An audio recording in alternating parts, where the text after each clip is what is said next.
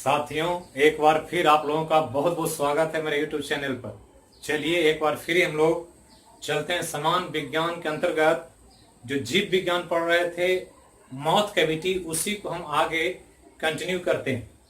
तो हम लोग पढ़ रहे थे पाचन तंत्र के अंतर्गत पहला एक महत्वपूर्ण पार्ट आहार नली का, जिसको माउथ कैविटी के रूप में हमने देखा। और माउथ कैविटी में हमने शुरू में ही कहा था कि तीन महत्वपूर्ण स्ट्रक्चर है, तीत है, टंग है और सैलिवरी ग्लैंड, जिसमें मैं पिछले वीडियो के माध्यम से तीत और टंग को विस्तार से आपको बता चुका हूं। तो चलिए माउथ कैविटी के अंतर्गत तीसरा सेक्शन बचा हुआ है, जिसको सैलिवरी ग्लैंड या लार ग्रंथि कहते हैं। बहुत इंपॉर्टेंट है, बार बार प्रश्न यहां से पूछा जाता है। तो इसको हम लोग देखेंगे कि कैसे माउथ कैविटी से रिलेटेड जो ये अंग है उसकी क्या बनावट है और क्या कार्य। तो ये जो है हमने पढ़ा था कि आहार नली का सबसे जो ऊपर वाला भाग है वो माउथ कैविटी है, मुख गुहा। तो माउथ कैविटी पढ़ रहे थे मुख गुहा के रूप में, और मुख गुहा में हमने कहा था कि तीन स्ट्रक्चर है बहुत इंपॉर्टेंट। पहला जो है ये तीत है, जिसको हम विस्तार से आपको बता चुके हैं, दांत। दूसरा जो पार्ट है वो टंग है, और टंग जिसके बारे में हमने चर्चा किया था स्वाद ग्रंथियों के रूप में। और तीसरा जो पार्ट हम लोग को पढ़ना है वो है साइलिब्री ग्लैंड। तो इसी को हम लोग आज स्टडी करेंगे। तो माउथ कैविटी का पूरा पार्ट, पाचन से संबंधित जो बातें हैं माउथ कैविटी वो कंप्लीट हो जाए। तो सैलिवरी ग्लैंड हम शुरू करने जा रहे हैं बहुत महत्वपूर्ण टॉपिक के तौर पर। तो ध्यान रखना है, एक इंपॉर्टेंट ग्लैंड है सैलिवरी ग्लैंड के रूप में। तो इसी को हम लोग यहां स्टडी करेंगे इस टॉपिक में, इस वीडियो के माध्यम से बिल्कुल कॉन्सेप्चुअली समझने का प्रयास करें। तो सैलिवरी ग्लैंड, जिसको नॉर्मली हम लोग लार ग्रंथि कहते हैं। तो लार ग्रंथि एक ऐसी ग्रंथि जो माउथ में या मुंह में लार के निर्माण के लिए काम करता। जो लार या सामान्य भाषा में लोग थूक कहते हैं, सलाइवा कहते हैं, वही लार है। और लार जिसको एक वेस्ट मटेरियल के रूप में लोग समझते हैं, जबकि ये पता होना चाहिए कि लार का विज्ञान बहुत ही महत्वपूर्ण है, और उसके ऐसे फीचर्स, ऐसे काम हैं जो हमारे दैनिक जीवन में बहुत सारे जीवन शैली को प्रभावित करता है। तो चलिए लार ग्रंथि को स्टडी करते हैं माउथ कैविटी के अंतर्गत कि ये है कैसे और क्या इसका डिस्ट्रीब्यूशन है। तो यहां पर मैं एक चित्र बना रखा हूं, और ये जो चित्र है ये खरगोश का हेड है, रैबिट का। और रैबिट और मानव में लार ग्रंथि लगभग एक ही जैसा होता, इसलिए अगर रैबिट को समझ लेंगे तो मनुष्य की लार ग्रंथि को भी आप आसानी से समझ लें। अंतर इतना ही है कि रैबिट में 4 प्रकार की लार ग्रंथि होती, लेकिन मानव में जब बात करते हैं तो मानव में लार ग्रंथि जो है ये लार ग्रंथि सलाइवरी ग्लैंड। तो जब मानव की बात करेंगे, ह्यूमन बॉडी की, तो मानव में 3 प्रकार के सलाइवरी ग्लैंड पाए जाते हैं। पहला तो ध्यान रखना है 3 प्रकार, और जिसकी संख्या बहुत इंपॉर्टेंट है। या तो 6 कहें या 3 पेयर कहें, बात एक ही है। तो 6 है, प्रकार 3 है, और 3 जो है 2-2 की संख्या में है। तो 2-2 है, इसलिए 3 पेयर अगर संख्या के रूप में पूछेगा तो 6, और 3 वैरायटी के 3 डिफरेंट ये सैलिवरी ग्लैंड। और सैलिवरी ग्लैंड जैसे खरगोश में वैसा ही हमारे बॉडी में भी, और इसी को हम लोग को ध्यान रखना।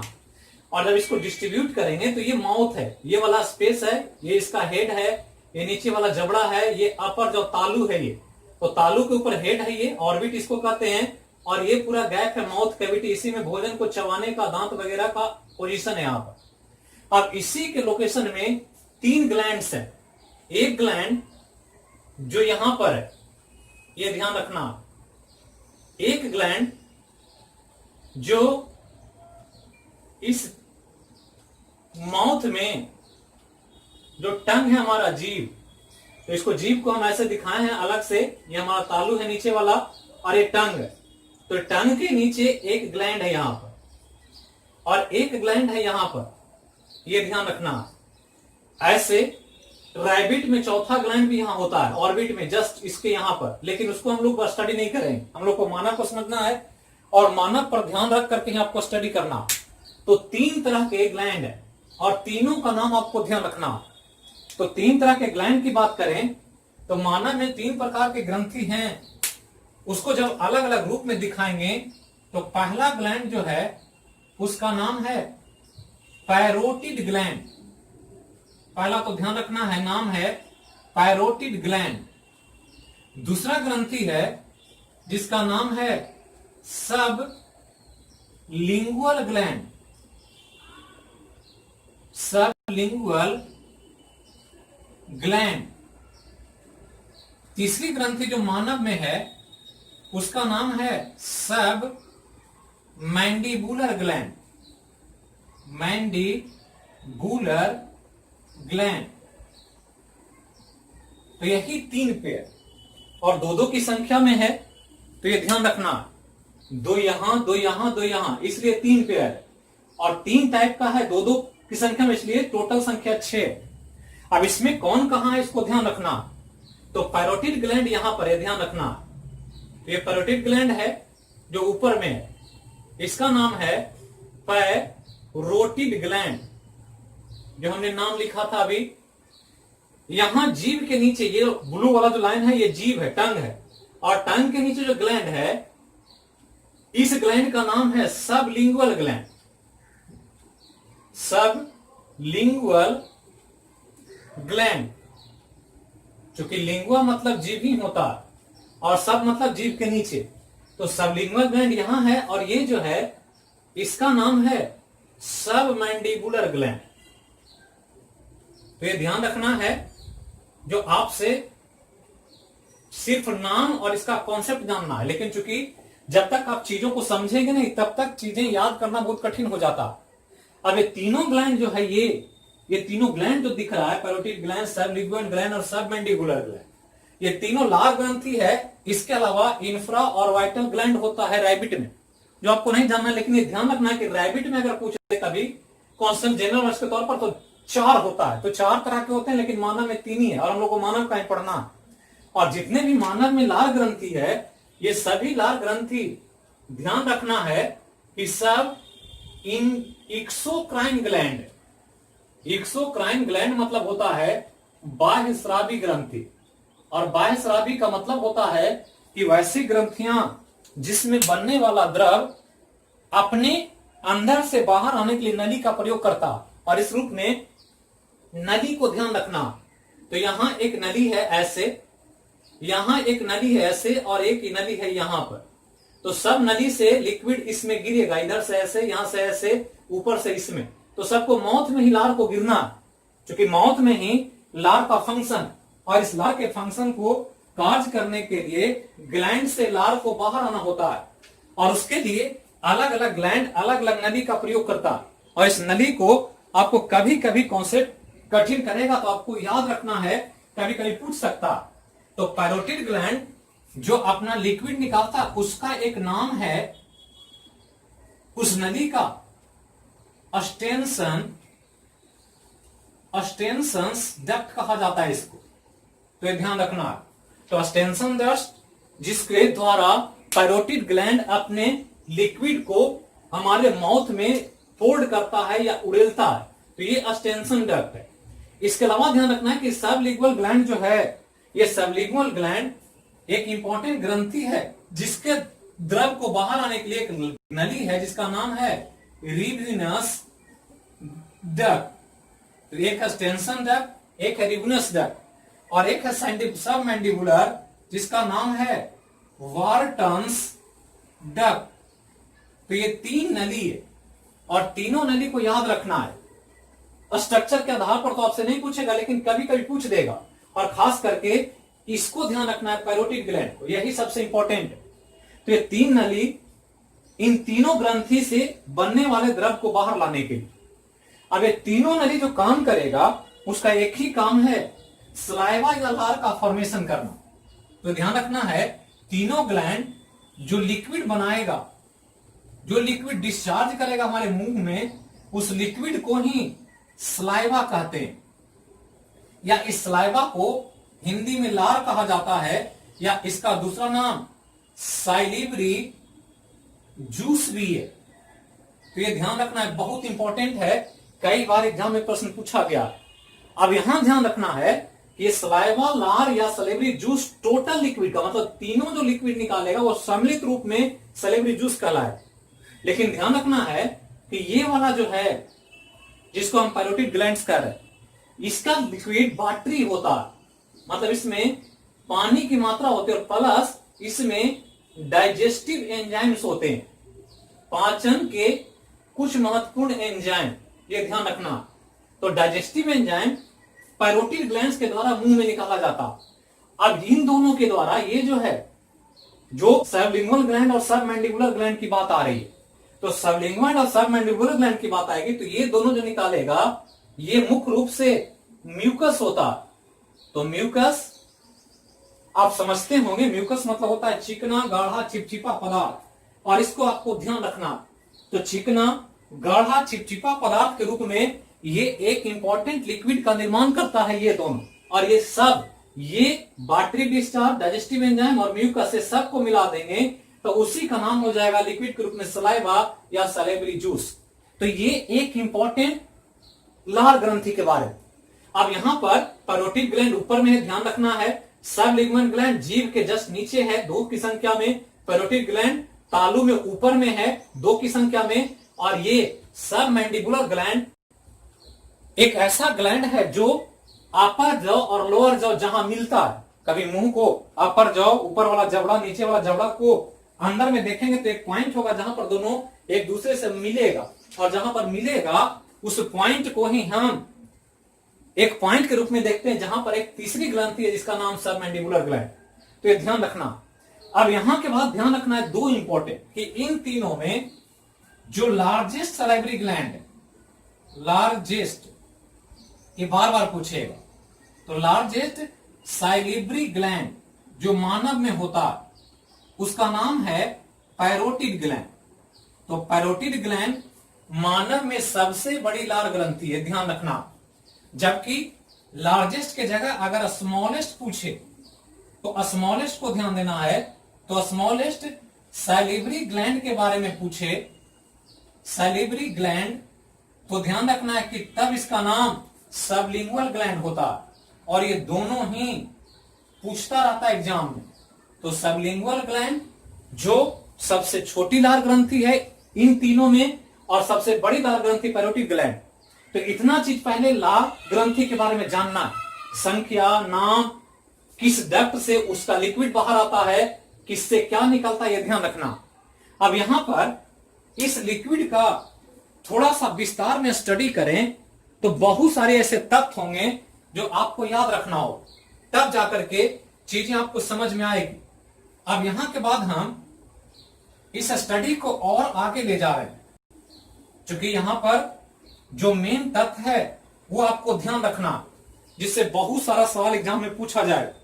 तो चलिए देखते हैं मुख्य रूप से जो सैलिवरी जूस है या सलाइवा, तो सलाइवा जिसको लार कहते हैं, तो लार के कंपोजिशन पर पहले नजर रखना, इस लार में है क्या क्या और कौन कौन से इंपॉर्टेंट तथ्य या कंपोनेंट्स या फैक्टर, घटक हैं जो मिलकर के लार का निर्माण करते हैं। तो ध्यान रखना है लार के बारे में कई महत्वपूर्ण तथ्य है और काफी सवाल पूछा जाए। तो पहले तो एक ध्यान रखना है कि लार की एक फिक्स मात्रा बननी चाहिए हमारे शरीर में। अगर लार की मात्रा कम रही है या ज्यादा बन रही है तो उसको एक एबनॉर्मल स्थिति के रूप में देखा जाता, जो बीमारी का लक्षण। अगर लार न बने तो भोजन का पाचन सही तरीके से नहीं होगा, भोजन को हम निगल नहीं पाएंगे, इवन कि हम बोल नहीं पाएंगे। तो कई सारे फंक्शन है लार का, और इसलिए प्रॉपर मात्रा में लार का बनना बहुत जरूरी है, और इसके चलते इस मात्रा पर ध्यान रखना होता। तो लार की मात्रा जो है वो ध्यान रखना है कि 1.5 लीटर पर डे, ये ध्यान रखना। तो 1.5 लीटर पर डे एक समान स्वस्थ वयस्क मनुष्य में, तो ये ध्यान रखना है, सामान्य व्यक्ति होना चाहिए, मतलब कोई बीमारी ना हो उसको, और साथ ही वयस्क होना चाहिए। तो समान स्वस्थ वयस्क मनुष्य में लार की मात्रा 1.5 लीटर होनी चाहिए, ये ध्यान रखना। अब इसका कंपोजिशन जानने से पहले इसका थोड़ा सा आपको पीएच मान जानना, जो अक्सर पूछ देगा आपसे एग्जाम में। तो पीएच मान क्या है या कितना, इसको ध्यान देंगे तो ध्यान देना है कि पीएच मान लार का जो होता है वो 6.8 होता, तो ये ध्यान रखना है 6.8, ऐसे ध्यान देंगे। फिर वैरी करता है 6.2 से लेकर 7.4 तक, तो ये वैरी करता है, लेकिन एक ऑप्शन अगर देगा तो 6.8 ही आंसर होगा। तो 6.2 से लेकर 7.4 तक औसत निकालेंगे तो इन दोनों का औसत जो होगा 6.8 ही होगा, और इसलिए ये हल्का अम्लीय है, या ये भी कह सकते हैं कि हल्का क्षारीय, न्यूट्रल के रेंज में है, 7 के करीब है, 7 होता तो न्यूट्रल होता, 7 से थोड़ा सा कम है तो अम्लीय, लेकिन 7.4 होता है तो टेंड्स टू 7 से या 7 के ऊपर होता, इसलिए इसको हल्का क्षारीय कह सकते हैं। अब इसके कंपोजिशन पर ध्यान दें, तो कंपोजिशन बहुत इंपॉर्टेंट, और कंपोजिशन क्या है तो ध्यान रखना है कि कंपोजिशन का मतलब कि कौन कौन सी चीजें मिली हुई है इसमें।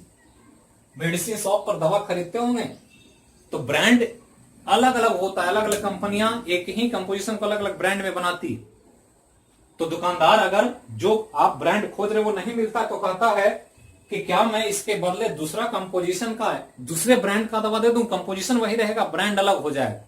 तो हम कहते हैं कि ठीक है कंपोजिशन एक है तो दे दीजिए। तो कंपोजिशन मतलब जिस जिस से मिलकर को बना हुआ, तो लार दिखने में लार है लेकिन इस लार में बहुत कुछ है, और बहुत कुछ को ध्यान रखना है। तो जब कंपोजिशन पर ध्यान देंगे तो इस लार का सबसे बड़ा घटक जो है वो वाटर है, ये ध्यान रखना, जल, और जल की मात्रा 97 ±2% होता, मतलब कुल लार जो बनता है हमारे मुंह में सलेवरी ग्लैंड के द्वारा, उसमें लगभग 99% वाटर होता, जो आपको ध्यान रखना। तो वाटर बहुत इंपॉर्टेंट। इसके अलावा इस लार में कुछ महत्वपूर्ण इलेक्ट्रोलाइट्स होते हैं, तो इलेक्ट्रोलाइट्स को ध्यान रखना। तो इलेक्ट्रोलाइट्स कौन कौन है ये ध्यान देंगे, बहुत इंपॉर्टेंट है, जिसमें एक है सोडियम, एक है पोटेशियम, एक है फॉस्फेट, एक है बाइकार्बोनेट। तो इस तरह से कुछ इंपॉर्टेंट इलेक्ट्रोलाइट्स हमारे लार में पाए जाते हैं। इसके अलावा कुछ और भी इलेक्ट्रोलाइट्स होते हैं, जिसमें एक क्लोराइड भी कह सकते हैं, तो ध्यान रखना है ETC। तो ऐसे कुछ इलेक्ट्रोलाइट्स हैं जो हमारे लार में मौजूद है, और इससे लार को अगर वेस्ट करते हैं तो इन सब मटेरियल का इसके साथ बाहर जाने का कंपल्सन हो जाता। इसके अलावा अगर देखेंगे तो ध्यान रखना है, इसके अलावा कुछ ऑर्गेनिक कंपाउंड्स होता है, और ऑर्गेनिक कंपाउंड्स के रूप में आपको ध्यान रखना है, तो कुछ केमिकल्स है इसमें, और केमिकल्स के रूप में कुछ महत्वपूर्ण इंपॉर्टेंट केमिकल्स है, और उस केमिकल्स का नाम आपको ध्यान रखना है। एक का नाम है साइलिब्री एमाइलेज, साइलिब्री एमाइलेज, एमाइलेज। इसके अलावा इम्यूनोग्लोबिन्स, इम्यूनोग्लोबिन्स, और इसके अलावा एक है म्यूसिन। तो ये कुछ महत्वपूर्ण कंपोनेंट्स ऑर्गेनिक कंपाउंड के रूप में। तो इम्यूनो 3 को ध्यान रखना है, साइलिब्री एमाइलेज, इम्यूनोग्लोबुलिन्स, ग्लोबुलिन्स और म्यूसिन, ये तीनों को ध्यान रखना। ये केमिकल्स हैं जो इस लार में मौजूद होते हैं, और ये साइलिब्री एमाइलेज ही डाइजेस्टिव एंजाइम है। डाइजेस्टिव एंजाइम का मतलब इसी के द्वारा पाचन संबंधित कार्य होगा। तो 3 है महत्वपूर्ण केमिकल्स के रूप में, जो ऑर्गेनिक केमिकल्स है इस लार में हमारे माउथ के अंतर्गत एक तो सलेवरी में है जो डाइजेस्टिव एंजाइम है, इसके अलावा इम्यूनोग्लोबुलिन्स है, और इसके अलावा म्यूसिन है। अब यहां ध्यान रखना है कि सलेवरी एमाइलेज जो डाइजेस्टिव एंजाइम है, इसको दो रूप में याद किया जाता है। एक तो ध्यान रखना है कि जब इसको बांटेंगे तो दो रूप में लिखता, एक कहता है डाइस्टेजेज, तो डाइस्टेज है, और एक का नाम है टाइलीन। तो ये ध्यान रखना, ये दोनों एक ही तरह का एंजाइम है, कभी कभी सलेवरी एमाइलेज देगा, कभी डाइस्टेज देगा, कभी टाइलीन देगा, और तीनों से अक्सर सवाल पूछे, तो ये ध्यान रखना। अब यहां पर ध्यान देना है कि इम्यूनोग्लोबुलिन्स और म्यूसिन, जिसमें ये खास करके एक प्रोटीन है, तो mucin is a type of protein, और एक ऐसा प्रोटीन है जो हमारे भोजन में चिकनाई उत्पन्न करता है। चिकनाई उत्पन्न करने के कारण इसको आप अस्नेहक समझ सकते हैं, जिसको हम अंग्रेजी में लुब्रिकेंट कहते हैं। तो लुब्रिकेंट कहें या स्नेह कहें, बात एक ही है। एक प्रोटीन है जो भोजन में चिकनाई पैदा करता है। जब हम लोग भोजन चबाते हैं तो भोजन आहार नली को कोई नुकसान न पहुंचा दे, कोई इंजरी ना हो जाए, क्योंकि भोजन में बहुत सारे हार्ड मटेरियल्स भी होते हैं, और अगर चिकनाई ना हो तो उसके घर्षण से आहार नली में रैसेज आ जाएंगे, छीलन आ जाए। तो कभी कभी ऐसा होता है कि किसी किसी लोगों में लार ग्रंथि लार नहीं बनाती, तो निगलेंगे तो निगलाएंगे नहीं, और जबरदस्ती निगल लेंगे तो वो जैसे जैसे नीचे जाएगा तो रैसेज आ जाएंगे, खराश आ जाएगा गला में, और इसके चलते म्यूसिन प्रोटीन अस्नेहक का काम करता, और इसलिए इसको एक नाम दिया गया म्यूसिन प्रोटीन को, जिसे स्लिपरी प्रोटीन कहते हैं। तो स्लिपरी प्रोटीन इसलिए कि यह भोजन को फिसल करके मुंह से स्टोमक तक पहुंचाने में महत्वपूर्ण भूमिका निभाता। तो म्यूसिन प्रोटीन को स्लिपरी प्रोटीन के रूप में याद रखना, और यह भी याद रखना कि यह भोजन के साथ एक लुब्रिकेंट का काम करे। तो ये कंपोजिशन की बात आ गई। अब यहां पर मुख्य रूप से सलेवरी एमाइलेज और डायस्टेज की बात करनी, जिसमें टाइलीन एक महत्वपूर्ण कंपोनेंट। अब टाइलीन को जब ध्यान देंगे, तो जब टाइलीन पढ़ेंगे तो ध्यान रखना है कि टाइलीन जो है वो कार्बोहाइड्रेट का पाचन करता है, और कार्बोहाइड्रेट पर टाइलीन काम करता है। टाइलीन काम करता है तो कार्बोहाइड्रेट टूट जाता है डाइसैकेराइड के रूप में। तो ये ध्यान रखना है, डाइसैकेराइड के रूप में, और इस प्रकार से माउथ के अंतर्गत पाचन क्रिया शुरू हो जाता है। और इस रूप में ध्यान रखना है कि कार्बोहाइड्रेट जो पचता है वो मुख्य रूप से यहां पर स्टार्च होता, और स्टार्च हमारे भोजन के प्रोडक्ट में मौजूद है, जैसे रोटी है, गेहूं है, चावल है, मक्का है, इन सब में स्टार्च होता।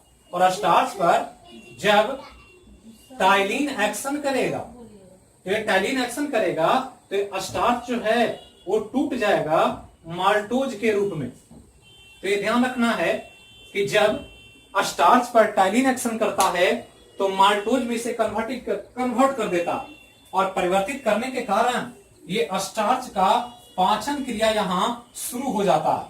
पूरी तरह से पाचन तो नहीं होता है, क्योंकि हम पढ़ते हैं कि डाइजेशन में कार्बोहाइड्रेट जो हम लेते हैं वो पचने के उपरांत ग्लूकोज बनता, लेकिन यहाँ ग्लूकोज बनने का फंक्शन नहीं, यहाँ बन रहा है क्या, माल्टोज। तो स्टार्च जो है ये एक प्रकार का पॉलीसेकेराइड है। कार्बोहाइड्रेट में हम लोग पढ़ते हैं कि कार्बोहाइड्रेट कई तरह का, जिसमें एक पॉलीसेकेराइड होता है सबसे बड़ा वाला, और ये जो है एक डाइसेकेराइड। और ये ध्यान रखना है कि ये क्या कर रहा है, तो पॉलीसेकेराइड को डाइसेकेराइड में ब्रेक डाउन कर रहा है, और इस प्रकार कार्बोहाइड्रेट का पाचन यहां से बिगिनिंग होता है, शुरू होता है, यहां से इनिशिएट हो जाता है। तो कभी कभी पूछ देगा, तो ध्यान रखना कि भोजन में जो कार्बोहाइड्रेट होता है, तो उस कार्बोहाइड्रेट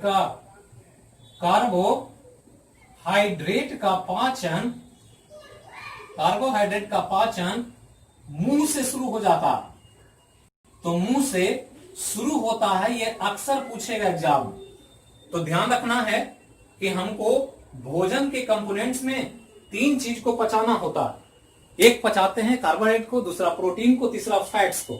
तो उसमें एक कंपोनेंट ये कार्बोहाइड्रेट जो है ये पचने की क्रिया मुंह से शुरू हो जाती है, जबकि यहां प्रोटीन और फैट के पाचन का काम नहीं होता है। एक ही कंपोनेंट है भोजन का, कार्बोहाइड्रेट, जिसका पाचन यहां शुरू हो रहा है, जो कंप्लीट होगा आगे जाकर के स्टोमिक और इंटेस्टाइन। तो ये पाचन से संबंधित यहां पर वर्क है जो लार का दिखाई पड़ता।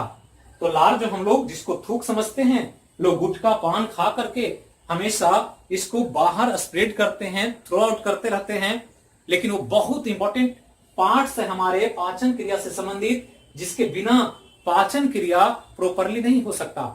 तो यही लार ग्रंथि की बात जो आपको ध्यान रखनी।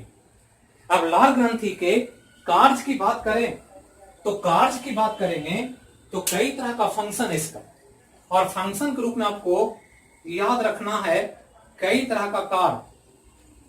तो पहला तो ध्यान रखना है कार्य जो लार ग्रंथि का है, पहला तो कि यह भोजन के यांत्रिक पाचन के लिए, जो मैकेनिकल डाइजेशन होता है उस यांत्रिक पाचन के लिए एक माध्यम का निर्माण करता।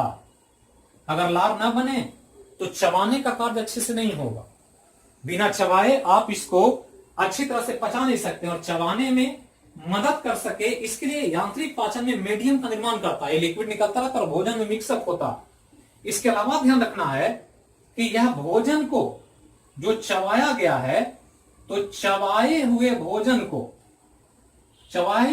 को निगलने में मदद करता। तो निगल करके ये भोजन ओसोफेगस से होकर स्टोमक तक चला जाए, उसके लिए लार चाहिए। हमने कहा बिना लुब्रिकेंट का नहीं होगा, जिसकी भूमिका म्यूसिन निभाता है म्यूकस के रूप में, जो इन दोनों के द्वारा हमने पढ़ा था। यहां तो डाइजेस्टिव एंजाइम का काम है, वो करेगा। इसके अलावा ध्यान रखना है कि यह कुछ एंटीजन को, एंटीजन जो हम लोग पढ़ेंगे आगे, एंटीजन मतलब होता है बाहरी पदार्थ, बाहरी हानिकारक पदार्थ। तो ये ध्यान रखना है कि बाहरी हानिकारक पदार्थ अगर भोजन के साथ चला गया है तो इसको लार नष्ट करता, ताकि शरीर को कोई नुकसान ना हो। तो एंटीजन जो भी भोजन में चला गया है, गंदगी है, कोई चीज है, लोग गोलगप्पे खाते हैं, पानी पूरी खाते हैं, बाजार में जूस पीते हैं, शेक पीते हैं, बहुत गंदगी होती है, रेस्टोरेंट्स में खाते हैं। तो गंदगी में कुछ गंदगी को यहां पर डिस्ट्रॉय करके शरीर को होने वाले नुकसान से बचाने का प्रयास किया जाता। बाकी जो गंदगी है वो आगे जाकर के स्टोमक में सॉर्ट आउट होता, लेकिन एक काम यहां भी दिखता। इसके अलावा भोजन को सरकने के लिए लुब्रिकेंट का काम करता, जो हमने कहा लुब्रिकेंट या स्नेहक। तो ये लुब्रिकेंट या स्नेहक का कार्य करता है, ये ध्यान रखना, जिसका काम मुख्य रूप से म्यूसिन प्रोटीन निभाता। तो इतना चीज तो पहले आप ध्यान रखें, जिसके द्वारा बहुत ही इंपॉर्टेंट फंक्शन होता। इसके अलावा एक और पाचन संबंधित कार्य छोड़ दें तो एक और कार्य है कि यह जो है हमारे माउथ के अंतर्गत ध्वनि के निर्माण में भी सहायक है। अगर लार ना बने तो ध्वनि का निर्माण नहीं होगा, ध्वनि का निर्माण में सहायक होता, क्योंकि ध्वनि के लिए माउथ में मूवमेंट चाहिए, जबड़े का, टंग का, और गला जब सूखने लगता है तो आवाजें नहीं निकलती। कभी डर की स्थिति में, कभी बहुत ज्यादा थकावट में, बहुत ज्यादा बोलने पर, हम लोग क्लास जब बहुत ज्यादा लगातार लेते हैं तो लार या सलाइवा का फॉर्मेशन कम होने लगता है समय के साथ, तो धीरे धीरे गला से आवाज निकलना बंद हो जाता। तो साउंड क्रिएट हो सके इसके लिए भी एक इंपॉर्टेंट काम यहां पर दिखाई पड़ता। तो ये लार ग्रंथि का फंक्शन की बात। अब लार ग्रंथि से संबंधित एक महत्वपूर्ण बीमारी, और उस बीमारी पर थोड़ा सा नजर रखना, क्योंकि वो बार बार पूछेगा आपसे, और पूछेगा तो आप उसको कंफ्यूज नहीं करें। साथियों, वीडियो को सिस्टमेटिकली देखें, प्लेलिस्ट में सब कुछ बना हुआ है, और हम अलग अलग टॉपिक को आपके सामने लेकर आ रहे हैं जो एग्जाम के लिए बहुत इंपॉर्टेंट। वीडियो को पहली बार देखें तो चैनल को जरूर सब्सक्राइब करें, ज्यादा से ज्यादा लोगों को शेयर करें ताकि ये ज्यादा से ज्यादा लोगों तक पहुंच सके। बेल बटन को दबाएं ताकि नोटिफिकेशन आपको पहले पहुंच सके।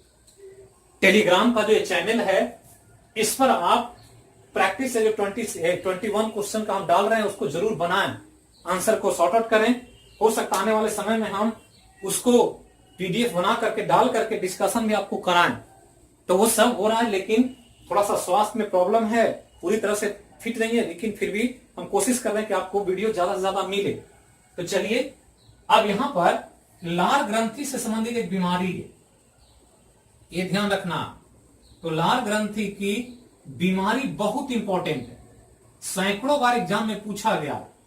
और ये जो बीमारी है एक इंपॉर्टेंट बीमारी है जिसका नाम है मम्स।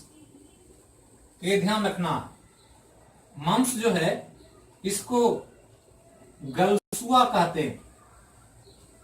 तो गलसुआ जिसमें बाहर से आपको लगेगा कि जिनको मम्स हो गया उनका गाल में स्वेलिंग आ गया, सूजन हो गया, और इस रूप में जब गाल सूज जाता है तो उसी को हम मम्स या गलसुआ कहते हैं। अब ये मम्स में लार ग्रंथि की बीमारी है, और लार ग्रंथि कौन सी, तो ध्यान रखना ये पैरोटिड ग्लैंड में होता है। चूंकि आपको ध्यान रखना है कि यहां पर पैरोटिड ग्लैंड, और पैरोटिड ग्लैंड कहां है, तो ये कान है खरगोश का, तो हमारा भी कान है, कान के जस्ट नीचे गाल के साइड, कान के जस्ट नीचे गाल के साइड में एक ग्लैंड। तो ध्यान रखना है ये पैरोटिड ग्लैंड, ये ईयर है और ईयर के नीचे एक ग्लैंड, तो ईयर के नीचे है और गाल के साइड में है। तो यहां पर जब इसमें इंफेक्शन होता है तो ये फूलने लगता है, और फूलने की वजह से ये बाहर से स्वेलिंग दिखाई पड़ता। तो कभी कभी पूछ देगा कि मम्स एक बीमारी किस अंग की, तो पैरोटिड ग्लैंड। और जो मम्स है ये एक वायरल इंफेक्शन, तो वायरल इंफेक्शन और वायरस से होने वाले बीमारियों पर ध्यान रखना। क्यों? क्योंकि आज वायरस का बहुत चर्चा है वर्ल्ड लेवल पर। तो वायरस से संबंधित जितना भी तथ्य आपको मिले उन सभी तथ्यों पर ध्यान रखें। ये सभी तथ्य बहुत इंपॉर्टेंट है। विषाणु से संबंधित जो भी चीज आएगा आने वाले समय में, जो भी एग्जाम होगा उसमें सवाल पूछा जाएगा विषाणु से। तो इस तरह से यहां भी एक विषाणु जनित रोग है, वायरल इंफेक्शन जब हो जाता है तो पैरोटिड ग्लैंड्स स्वेल करता है, फूलता, और इसके फूलने की वजह से ये मम्स नामक बीमारी होती है। तो ध्यान रखना।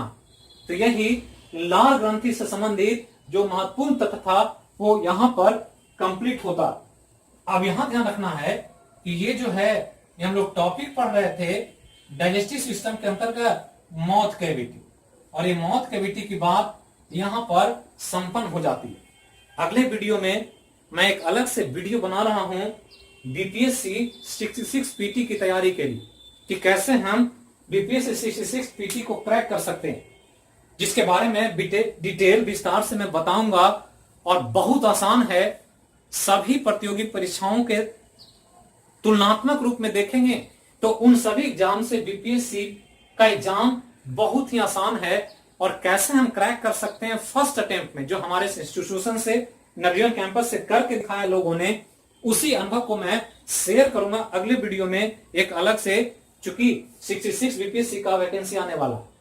तो ये टॉपिक यहीं पर कंप्लीट होता है। फिर मिलेंगे हम लोग अगले विषय में अगले वीडियो के साथ। तब तक के लिए जहां रहें स्वस्थ रहें, सुरक्षित रहें, राष्ट्र भावना से ओतप्रोत रहें, राष्ट्र भावना के साथ कोई समझौता ना करें, किसी भी कीमत पर देश हित के खिलाफ कोई भी काम ना करें।